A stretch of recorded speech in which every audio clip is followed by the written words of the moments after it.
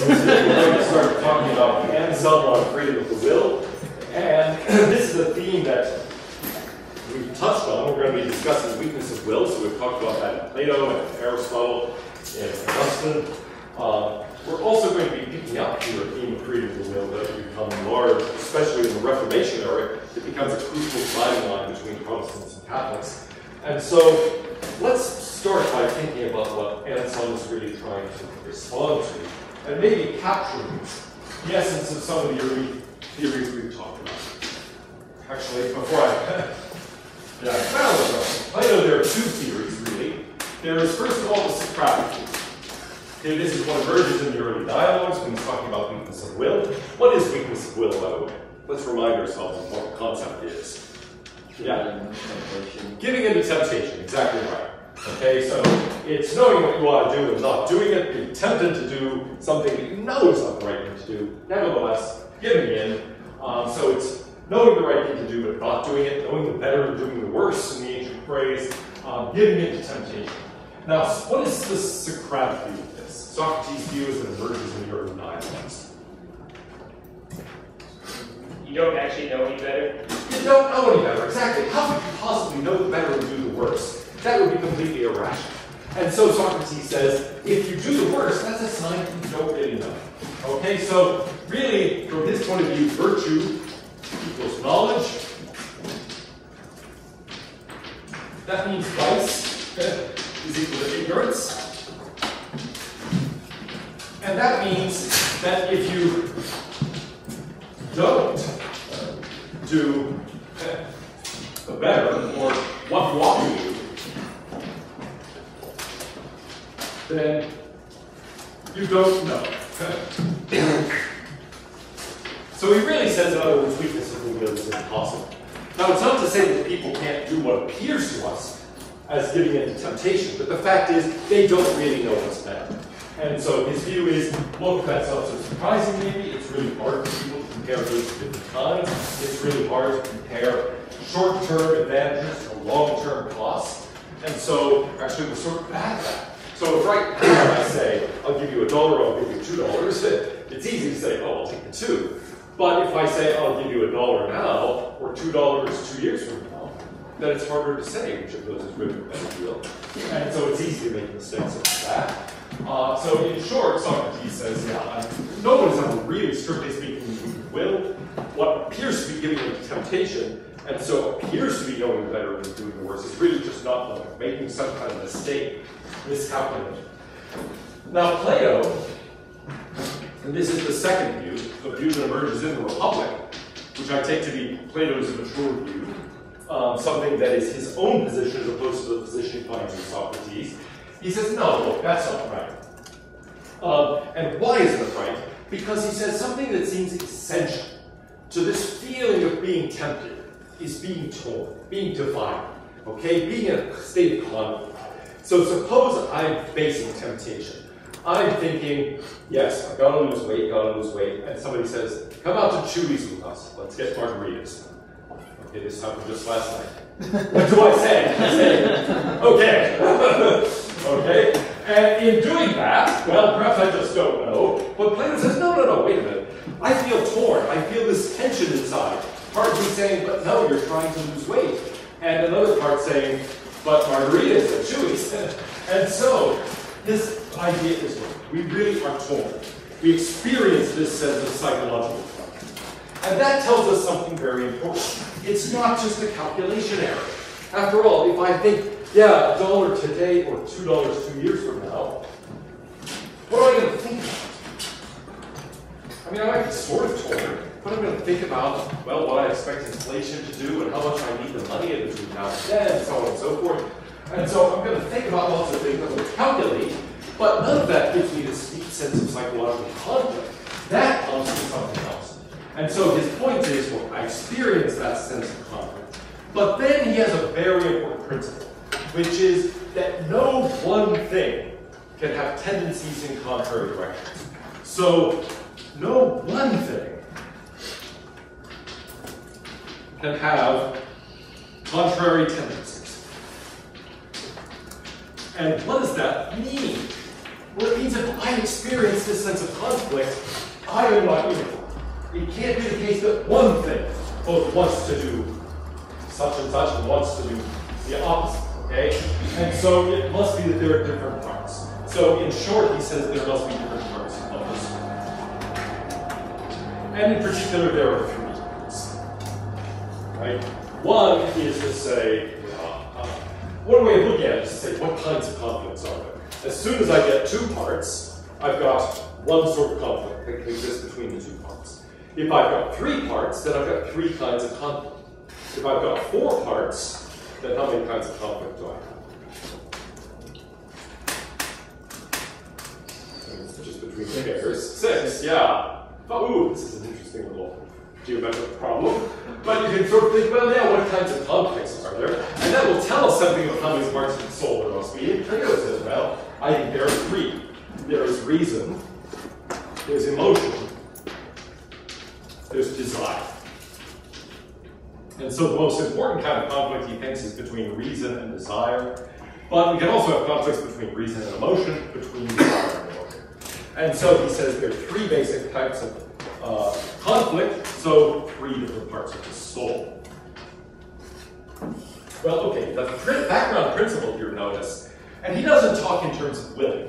That is something that Augustine contributes. But in Plato, he's thinking about what I want, what I desire, what I'm driven toward or tend toward, and it's clear he thinks that it cannot be the case, okay? So we never have the following sort of thing, where I will that P and I will that not P. Or at least the same person can't do, right? I'm going to put a little A here to indicate A wills that P, or A wills that not P. And basically, that's the underlying principle. The idea is, no, you never have that kind of conflict within one thing. And so if I experience that kind of conflict, that shows I'm not one thing. Now, we looked very briefly at Aristotle on weakness of will. And I'll just say a little bit about it to remind you. He, in a sense, looks at this and starts out sounding as if he's on Plato's side, saying, Socrates held that. And this is, by the way, partly how I say with some confidence what Socrates actually held, because we can guess in the early dialogues, but Aristotle actually says, well, Socrates' position was there was no such thing as weakness of will, it's always just ignorance, and he says this is plainly at variance with the facts. It's obvious that people do experience conflict, do experience temptation, give into temptation, but then by the end of the story, he actually says, well, it turns out we've discovered Socrates is in a sense right. Why? Because Aristotle ends up distinguishing, really in his way of looking at things, well, this is a third view, so I'll just say, there are really two senses of knowledge. Okay? I can know something in the sense that I'm actively doing it right now. So there's this sort of active sense of knowing, where I actually am doing it now. The official philosophical term for this is occurrent. It is a current knowing. It's actually occurring in the mind right now. So I'm thinking about something, and I'm knowing it now. We don't tend to say, and I'm knowing it. In English, that sounds kind of funny. But it gives you the idea of it's happening right now. I'm actually thinking about it. So somebody asks me a question, like, I don't know, what's a good philosophical question? Make it an easy one that I should know the answer to. Okay, there are no easy philosophical questions. Ask me an easy baseball question. How many innings are there? How many innings are there? Well, gee, it depends on whether the score is high. Normally 9, okay? So good, I know that. And when I say that, I'm actively, currently knowing it right then, right? It's in my mind. But then there is also a more dispositional sense, or in Aristotle's way of thinking about a potential sense,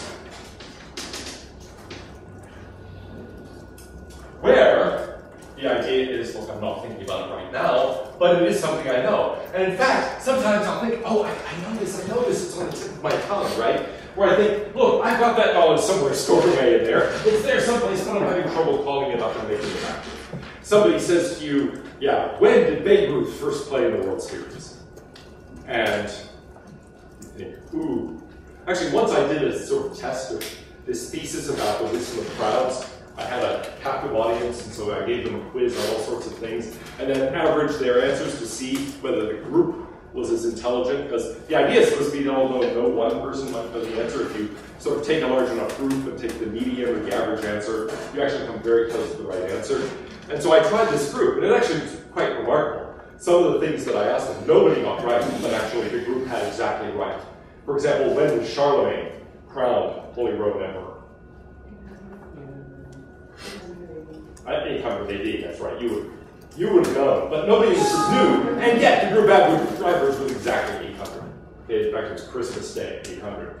They didn't get the Christmas Day party. But nonetheless, 800 they got. As a group, they knew that, even though no individual knew it.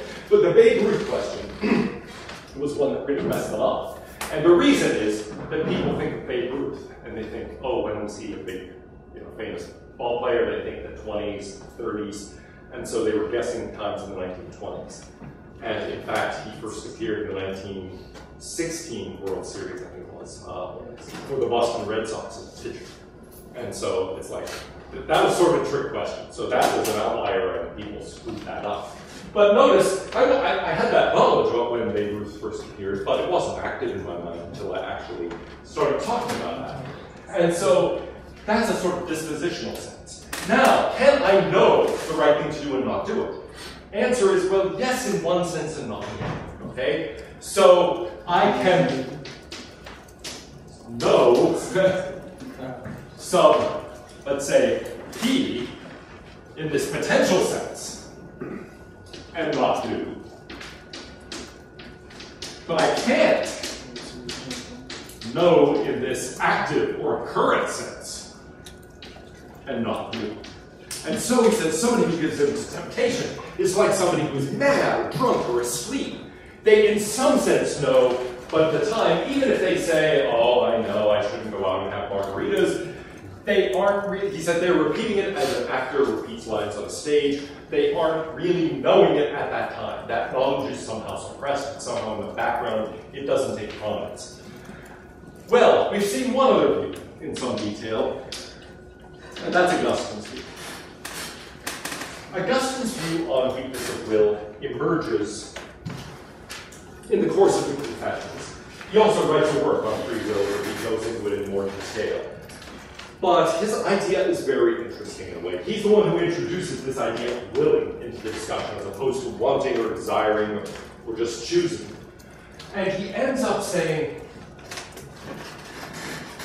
yeah, when I give into temptation, I am willing to do the wrong thing. But here's the thing, I don't want to will that, okay? I don't will to will. So he ends up introducing this concept of willing, unwilling. He says, when I give in to temptation, I do will to do the wrong thing, but I will unwillingly. Now, what on earth does that mean? Well, he means this, basically. Look, I will to do whatever it is, this action kind A, but I don't really want to will that, okay? I should, I'm trying to quit smoking. I will, for example, to smoke that cigarette, but I wish I weren't willing that. I don't will to will that. In fact, I don't endorse that willing. I think that's a bad thing. And so the idea is I will to will something, but I don't, I will to do something, but I don't will to will it. And so it's a sort of situation like this. A wills that P, to use that terminology, but it's not the case that A wills that A wills that P. So in modern discussions, this is a view that's often associated with Harry Frankfurt. And the idea is there is sort of the direct willing of what to do, but then there is a sort of reflective endorsement or lack of endorsement about that, where I have a higher order state. And so this is higher order. I'm willing on my own willings, and reflecting on my own willings, and willing or failing to will them. So this is higher order. It is also reflective. It's the kind of thing where I can say, ooh, I really want to do that, but I don't want to. And Augustine here is really inspired by Paul. Remember, Paul in Romans is talking about the problem of weakness of will. He's really the thinker who takes it from some degree of obscurity that it had attained by then and makes it center stage and says, look, I often find that I cannot bring myself to do what I know I have to do. I end up doing the thing I hate. I end up failing to do the thing I really want to do and really think I need to do. And so, what's going on? He says in the end, look, it is not I who sin, but the sin that dwells within me. And Augustine is trying to elaborate that thought and say, yeah, I will, for example, to do the wrong thing, but I don't will to will it. And so, try to think about what Paul's saying. Identify me with this, okay? Not with what I actually choose to do, but identify me with the being that is trying, right? The spirit is willing, but the flesh is weak. He's saying, identify me with the spirit, not with the flesh. I'm not always going to be able to do what I really want to do. Sometimes I'm going to end up willing to do the wrong thing, something that I, on reflection, reject. But he's in effect saying, judge me by this, by the higher order, by the reflective judgment, not by what I actually end up doing. And that's Augustine's position too. He really says, look, in some sense, it's not a question of splitting the self. I can perfectly well have these contrary desires. In fact, he says, look, I can get all sorts of conflicts between different desires, different emotions, even different reasons to do things. So if you're going to take Plato's principle, myself will fracture into thousands of pieces. He says, no, don't do it that way. I can, of course, experience conflicts, but the really interesting conflict is this kind of conflict. And that's something that I experience, but I, think of me morally in terms of what I will to will, and not in terms of what I end up actually choosing. Judge me by the strength of the spirit and not the weakness of the flesh. All right, now we're in a position to think about what Anselm is trying to do. Because Anselm is responding, in a way, to this picture primarily. He's in a Platonic sort of tradition, so in most respects, Anselm is a Platonist. You might think he's going to go back, given what he says about truth and all sorts of other things, to this sort of picture, and maybe, as we'll see, he does. But his main target, in a sense, is this, to say, wait, there's something wrong with this picture. Now, before we get to his actual argument, what do you think about this position that is really, in Paul, in a sort of fragmentary form, it's developed by Augustine? This idea that it's really a conflict between my sort of choosing self and my more reflective self. And that reflective self sometimes doesn't endorse what I end up doing. Yeah? Is it possible this conflict between will and not willing to do something is like a will to act upon an object, but not the will that object attains for you in some higher semantic order, such as like this thing doesn't help me achieve a goal, but I still did this thing. And so attaining the goal is not the will, but okay, yeah. Right. Yeah. Let's think about a number of different places where we find this sort of conflict. Now, you're absolutely right to say, look, sometimes this sort of thing can happen when it doesn't feel like giving in to temptation at all. I do something and then later realize, wait a minute, I didn't have to do that. Okay? Maybe I don't know. I take the LSAT and then I think, I don't want to go to law school. And then I realize, what a waste of time. Okay? Actually, now that I think about it, most of my education might have been like this. What a waste of time. No, I've said, actually, some things that I did kind of ended up being very, very valuable, but often it was the thing I least suspected at the time. It was like, oh, this will be fun, I'll just do this for fun. Turned out that was really valuable to do, and I've used it all the time. Other things I think, oh, I really need to know about current trends in anthropology. Like, that turned out to be a waste of time. At least for me, in the way I went later. So in any case, you will to do something like that. You think there's some reason to do it, but then you realize, oh man, I can no longer reflectively endorse that because that was directed toward a goal that is no longer a goal of mine. Maybe, in fact, doing it made me realize that isn't a goal. And so that's one way in which this can emerge. Are there other contexts where this kind of thing happens? Yeah. I mean, I'm kind of confused. So does it like not matter if you get into temptation as long as you have the right like desire? Like you're still a good person as long as you have knowledge. Like, well, I studied all these things. I know what's better, but you know, so it doesn't really matter. Ah, good. I think this is part of what really drives Anselm crazy about this. Okay, and take seriously what Paul is saying here. He's saying, look, I find myself in these situations of conflict, I end up doing the thing I hate, but he says, look, it isn't me, it's the sin that dwells within me, okay? And now here come you, or here comes Anselm to say, give me a break, okay? Suppose we do judge you by the Spirit and not by the weakness of the flesh. Well, then it does, all that matters, right, is what you will. It doesn't matter what you really end up doing. So, you can end up thinking, wait a minute, this is a little bit of a cheat. If every time you give into temptation, you can say, well, it wasn't I who gave into temptation, it was the sin that dwelled within me. You know, that's a little bit like the devil made me do it, right? You can sort of say, it wasn't me, the devil made me do it. And so it's the devil's fault, somebody else's fault, it's the sin that dwells within me, it's not my fault. And Anselm is kind of like, wait a minute, this is a little too easy. Now that's not to say there isn't a point to this, and that Paul and Augustine aren't making a serious point, but I think Anselm is thinking, wait, this is a little bit like a get out of jail free, morally speaking. All you have to do is say, wait, all right, you were speeding, wait, you stole that, wait, you did this, or kind of the other thing. You say, oh, I didn't do it. It was the sin dwelling within me, blame the sin, not me. Okay? And somehow that can feel like, hold on a second. No, you really are responsible for giving into temptation.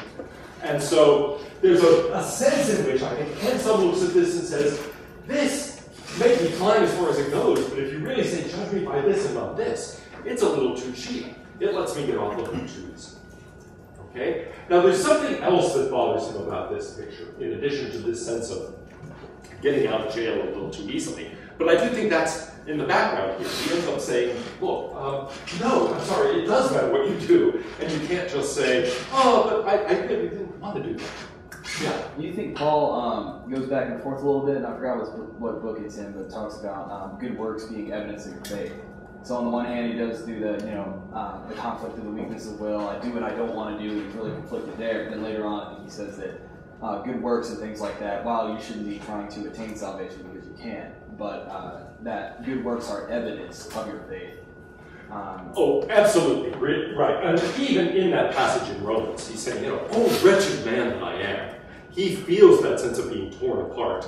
And as I read the overall passage, this is sort of one of the elements in Paul saying, look, don't blame me. It's not that is his considered position in the end. But there is a sense in which at least part of Paul at that point is saying, yeah, look, I'm trying. Give me credit for trying. Don't penalize me for failing. And so you're right. That's not, in that sense, I think that's part of the reason that Anselm and Augustine and his critical moments and so on really don't take on Paul and use him as a target directly, because they realize Paul says that, but that's not really, in the end, his fully considered position. So yeah, it's really that specific phrase of Paul's that I think bothers Anselm, not where Paul ends up. I think he would think, no, I want to end up where Paul ends up. It's just that I think there's a move that happens to be a move that Augustine really shines the spotlight on and sort of holds up as being the solution to the whole thing, that Anselm thinks, no, that's not right. That's not the picture you want to know. Just, could the second statement be translated to I will to not willingly? Could it be translated like that? Because if it can, then it wouldn't make sense to say, like, I will to do A and then I don't will to, will to do, you know what you're saying? Oh yeah, very good point, right? At any time T, you can always say in the future, you can reflect about the future. You can always say, well, I will to never will, but I don't will. That's right. We should distinguish here between, I'm going to write it down so low so no one can see it, between, can I just use logical notation? Can you figure it out? Yeah. Between not, W-A-W-A-P, and W-A not, W-A-P, and then of course W-A-W-A not P. What would these mean? This means I don't will to will that P. This means I will not to will that P. This means I will to will but not P. And so, what's the difference? Well, take an example of doing the thing I hate. This says, look, I don't will to do the thing I hate. This says, I will not to will to do the thing I hate. And this says, I will to not do the thing I hate. Now, in these cases, actually, it's probably all of those. But in fact, they're not equivalent. We can think about situations where, for example, it's true that I don't will to will this, but it's not that I will not to will it, or willingly will not do it. It's, maybe I just do something unreflected, right? I don't really consider. And somebody says, wait, is that really what you want to do? Like somebody asks me a question and I respond, and they say, is that really how you want to answer the question? I just didn't reflect. It's not that I willed not to do that. I gave in and said something wrong, by giving into temptation. I just did it unthinkingly. And sometimes this happens, right? I walk into a room. Actually, it's happened to me yesterday too. I walk into a room and somebody has cashews. I love cashews. And again, I'm like trying to lose weight. Swimsuit season approacheth. but there are these cashews. And so I think, oh, I love cashews. Toss a bunch of them out. Oh man, that was probably about 500 calories. Full cashews. And so I didn't will to eat those cashews, but it's not because I willed not to and then I gave in. I just sort of thought, cashews, yummy, I love cashews. Don't. Okay? And so that's different from actually saying, no, I will willingly not to do this. I will, but I don't have this desire for cashews. That was more like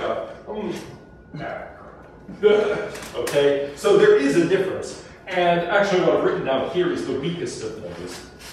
So that's why I asked the question. So I'm not sure if you can just substitute I don't will to will it for an arbitrary A. Yeah, right. I will A, and then that's the proposition. So. No, that's a very good point. This makes it a little too cheap, because then that sort of purely unreflective thing is something that would fall under the category of weakness of will. But it's a broader category. It includes weakness of will, but that's normally a case where I will not to do it, right? So absolutely right. This is a general category of things that might or might not, in this case, do not get sort of reflective endorsement. But you're absolutely right that in a typical case of weakness of will, it's really this one, I think, that's at stake. And so, yeah, in the case of the cashews, I don't reflectively endorse eating them. I think, I shouldn't have done it. But it wasn't really a case of giving in to temptation, because I wasn't at all actively thinking, oh, I shouldn't do it. Instead, really to get temptation, we have to have something like that, where I'm willing not to do it, and then get that kind of attention going. Yeah, excellent point, thank you. So if that's right, then we've really got a more general case of, you might say, not reflectively endorsed willings, and then only some subset of that is really what we consider weakness of will. Where it's not just that I don't reflectively endorse it. I, at the time, think, no, I don't want to will that. But I do it anyway. Now, actually, that brings things out nicely, because this is what's going to plug in itself a great deal. And if we get time at the end, I'll come back to the beginning of this, where we get this cast in a certain kind of problem, a larger theological problem. But here is where he starts. He draws a number of distinctions, actually following something like Aristotle's account. But in any case, I may come back to that. In section 5, he says, no temptation forces one to sin unwillingly. And so, here's the discussion.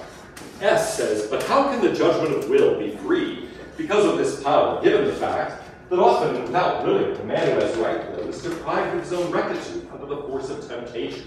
So in other words, he's saying, well, we tend to think people have free will, but sometimes we end up acting wrongly and giving into temptation. So in those cases of weakness of will, do we exhibit free will or not?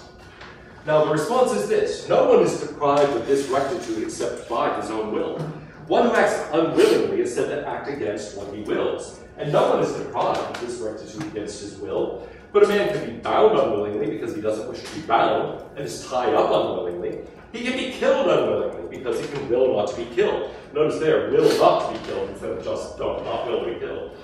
But he cannot will unwillingly because one cannot will to will against his will. Every willing person wills his own will. Okay, now you read this at first, and you're like, holy Moses, what's happening here? But notice that's part of the reason I've introduced the logical stuff here. What he's saying is, here's my principle. If A wills that P, then A wills that A wills that P. There's no such thing as unwilling willing. If you will to will, okay? You cannot will unwillingly. One cannot will to will against his will. Every willing person wills his own will. And that's the idea. Now, at first glance, you can look at that. But, yeah. It's not kind of funny. Can you will but not do? Can you will but not do? Yes. Okay. You can will but not do.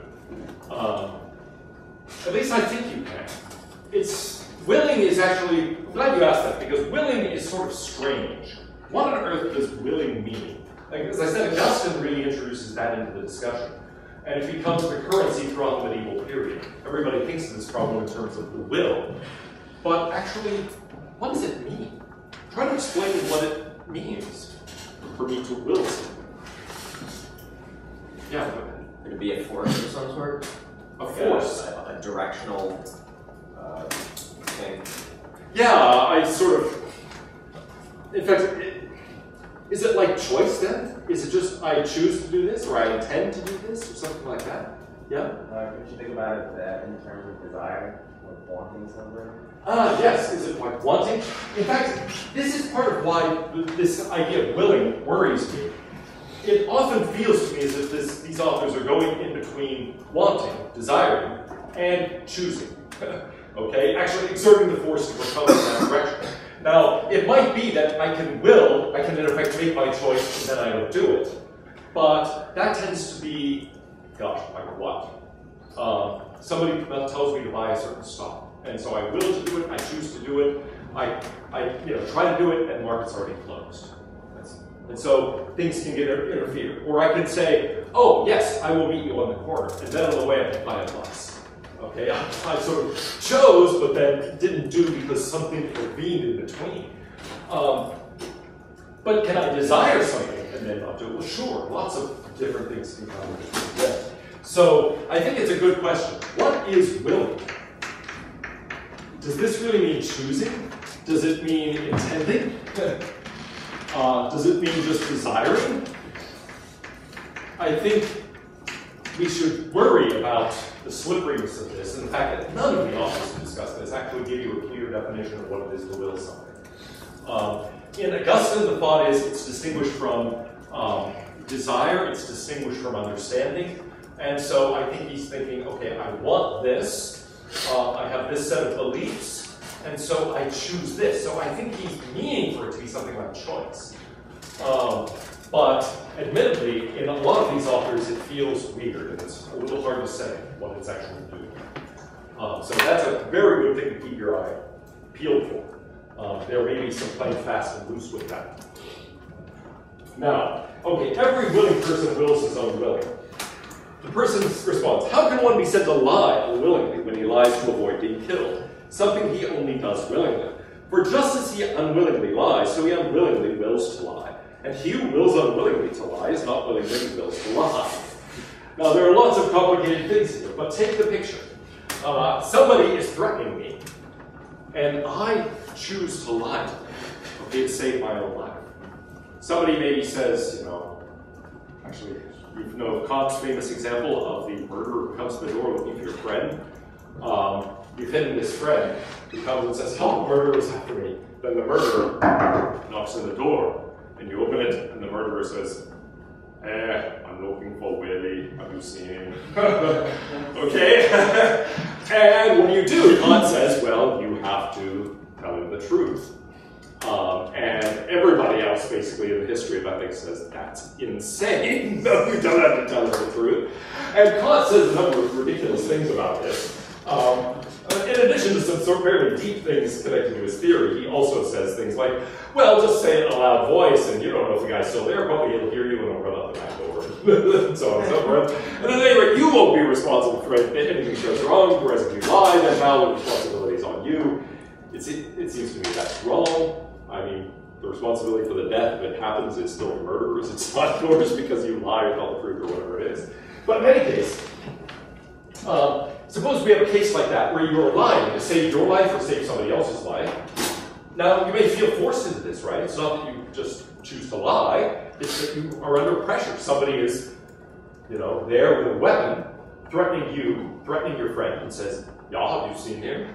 Well, what you'll say?" By the way, when I pose this to students, it's very interesting to see the creativity with which people respond. I said, "Would you tell the truth?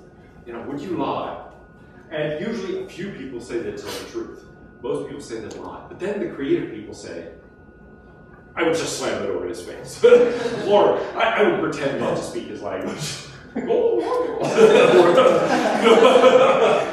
I would pretend to collapse in shock or something. I mean, it's very interesting to see that people want another option. What if you gave him like an ambiguous, truthful answer, like he's in a room? He probably is. He is in a room. Dumbest room. He's on Earth. Yeah, I don't know that would sound. I mean, it depends how stupid my murderer is. But yeah, I mean, you could try doing it. You could pose a riddle. Well, I will tell you when he is if you can answer me these questions 3.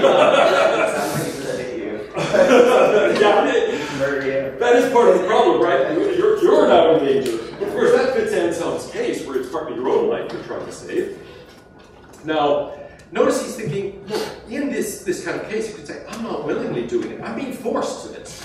And now there's a general thing here connected to free will. Can I force you to do something against your will? No, I can do something to you against your will. I can tie you up. I can hit you over the head against your will. I can kill you against your will. But can I force you to do something? There's this movie where right at the beginning, Chevy Chase is forced to rob a bank. These bank robbers have gone on him, and they make him go in and rob the bank so that then he's on all the cameras and so on. And they take the money from him as soon as he comes out and he gets arrested and blah, blah, blah, blah, blah. Can you be actually forced to rob a bank or tell a lie for doing it? Suppose somebody points a gun at your hand and says, "Tell me a lie." Rob the bank, whatever. Can they actually force you to do it? If you choose to do it, are you doing it unwillingly? Yeah. I think it's really a matter of it's really a matter of values. Like if you value your life, then you're going to do it. But if you don't, I guess if you don't really care about your life, then I guess they can't. They don't have any put at all on you, so they can't force you to do anything. Okay, now notice you say, yeah, if you care about your life, you'll do it. And certainly if it's a small thing, it's like, cross the street, not in the crosswalk, but just off the cross. Kill you. Jaywalk, I'll kill you, right? I'll jaywalk. That's easy. Tell a lie. Okay, I'll tell a lie. Rob a bank. Well, that's a little harder. Yeah, maybe I'll try to chase and rob the bank. What if somebody says, torture 5 million people? Or I'll kill you. Like military implications of it. Yeah, right. I mean, you're supposed to, right? This is part of the Nuremberg thing. I was acting under orders. Well, there are certain orders you're supposed to disobey, even if that will be at the cost of your own life. So you could end up thinking, well, it's not quite as simple as that. And here's Anselm's point in a way. Look, you still have a choice. It may be that a large amount of responsibility gets transferred. Somebody is putting a gun at you and making you rob the bank, or tell the lie, or do whatever this is. And so surely they deserve a large share of the responsibility for what you do. But can you just say, but I did it unwillingly, so it's not my fault, I don't take responsibility at all? The answer is no. And I think that you would say something like the Nuremberg trials indicates that. There's some level at which you're supposed to make the opposite judgment. And that's a recognition that you are, in following the order, or saving your own life in this case, you're actually making a choice. Now, you don't want to be in the position of making that choice. But he says, look, when you are put in that position, you do still have freedom. You still can say no. And maybe under certain circumstances, you're actually required to say no. So, he says, yeah, it might be said to lie unwillingly because he so wills the truth that he will only lie to save his life. And he wills the lie for the sake of the life, and not for the sake of the lie itself. Now that makes sense. I can say, look, I lied not for the sake of lying, but for the sake of saving my life. And he says, okay, that admittedly makes a lot of sense. The person wills the truth. So in that sense, the person might be said to lie willingly and unwillingly. For to will something for its own sake, as we will health for its own sake, is different from willing something for the sake of something else, as when we drink absinthe for the sake of health. Perhaps with respect to these two kinds of willing, one could be said to lie both willingly and unwillingly. He is said to lie unwillingly because he doesn't will it in the way he wills the truth. But that doesn't conflict with my view that no one unwillingly abandons rectitude of will. Willing to lie for the sake of his life, not willing to lie for its own sake, okay, that's certainly possible. But notice he says at the end of this discussion, although he either lies or is killed unwillingly, it does not follow that he lies unwillingly or is killed unwillingly. And so he says there's another way, frequently given a show by somebody is said to do something unwillingly against his grain, but when he doesn't want to. What we do not do because we can only do it with difficulty, we say we cannot do and necessarily turn away from, and what we can abandon only with difficulty, we say we do unwillingly and necessarily. In this way, one who lies lest he be killed is said to lie against his will, not willingly, and of necessity, given that he can't avoid the falsehood without the penalty of death. He who lies to save his life is improperly said to lie against his will, because he willingly lies. And he's improperly said to will to lie against his will, because he wills it precisely by willing it. For just as when he lies, he wills himself to lie, so when he wills to lie, he wills that willing. Now, all of this can sound, like they're just going on and get lost in the embedded willings and so on and so forth. But I think there's something very important going on in this discussion. There is what we might call, borrowing a term from the history of photography here, the decisive moment. Cartier-Bresson is a French photographer who made this famous and tried to get his photographs to capture this decisive moment where something dramatic happens. Anyway, I think that's a way of understanding what Anselm's doing. There is a decisive moment where I make my choice. And when I do that, it is fully I who am making that choice. I am doing something. I choose to lie in order to save my life, or I choose to be killed rather than do something I view as immoral. This is something that I am choosing to do. If I choose death rather than whatever this immoral thing is, then I'm choosing death. If I choose to lie, then I'm choosing to lie. Now, that's not to say that, if I'm really being forced, a large amount of responsibility doesn't occur to someone else. But I am fully choosing. And so in those moments, basically, I choose. And I choose to choose.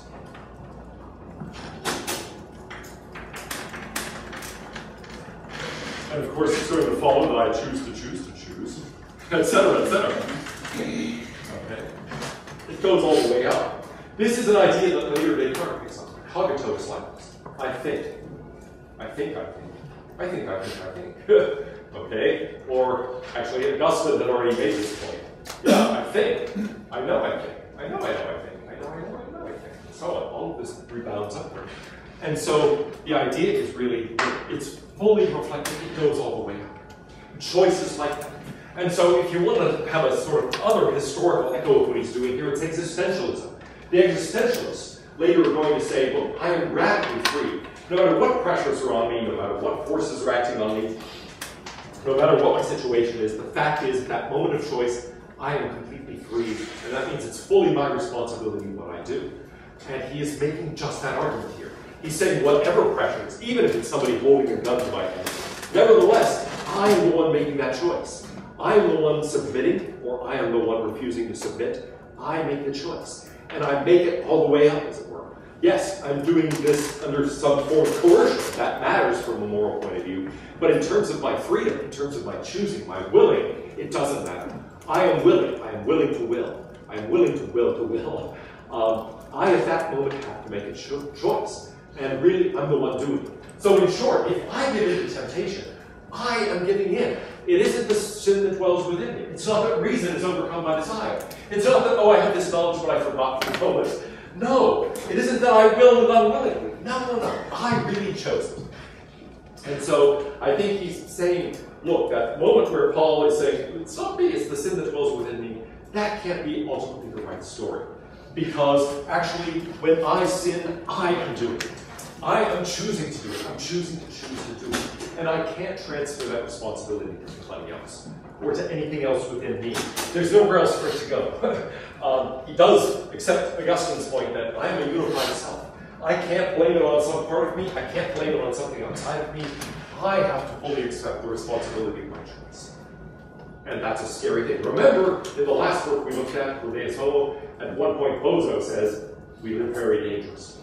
And I think this is meant to emphasize that. That's exactly right. At every moment we choose, there's really a moral choice behind that. It is possible at any of these points to go astray. We can't really very clearly see where the edge is. So there's always that element of danger. And when we choose to do something, we choose to do it fully, willingly. And that means it is really our responsibility. So if you get the positive side of the existentialist picture, you've got this radical freedom. You also get a negative side that the existentialists usually try to downplay a bit, which is, therefore, I'm fully responsible and fully to blame.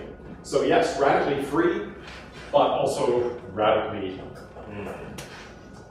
blameworthy. And that's something that he wants to stress. Now, notice, I do have this complete freedom. And in fact, yes, I have full responsibility. However, he says, there is a sense in which there are two wills, namely the instrument willing and its work. And what he means is that, well, actually, maybe I should go on and elaborate this a little bit. I would judge him to be equally strong in both, but that he did not use his strength equally in the two cases. In a case where somebody is holding a bull, which is unable to escape. You saw the same man holding a ram, who was able to free itself from his grasp. Would you think him less strong in holding the ram than in holding the bull?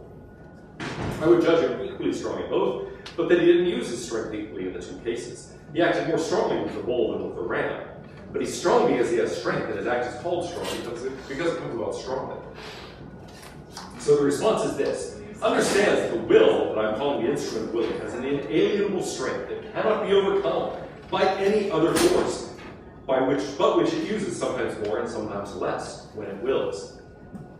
So the action of the instrument, since it performs the act when its will, something is said to be more or less strong in its action, since it more or less strongly occurs. So when somebody under the assault of temptation abandons the rectitude of will that he is not drawn away from it by an alien force, but he turns himself to that which he more strongly wills. So we've got an inalienable strength. A strength that cannot be overcome. But now, he really relies on something like Aristotle's distinction. I've got this strength, but it's a question of how much I use it. Okay? Most of the time, we don't use our full strength. How much could you actually lift? Well, very rarely in ordinary life do you actually come close to it. We used to have a student in the philosophy department who was a weightlifter, a very serious one, actually. One point he said, well, the table was somehow pushed too far to the room. It was a huge, huge lecture table. And he just said, oh, here. And just picked it up and moved it. He helped me install railroad ties. Like, just pick up the railroad ties. Okay? That was amazing. It was like baby Huey or something. And he had a huge amount of strength. Did he ever fully use his strength? Well, probably not really. He was very strong. But that's the way we are, okay? Inalienable strength, but we use it variably. So sometimes we don't exert our full strength. And that's why sometimes we are weak of will. It's not that we don't have the strength to resist. We do. We just don't always use our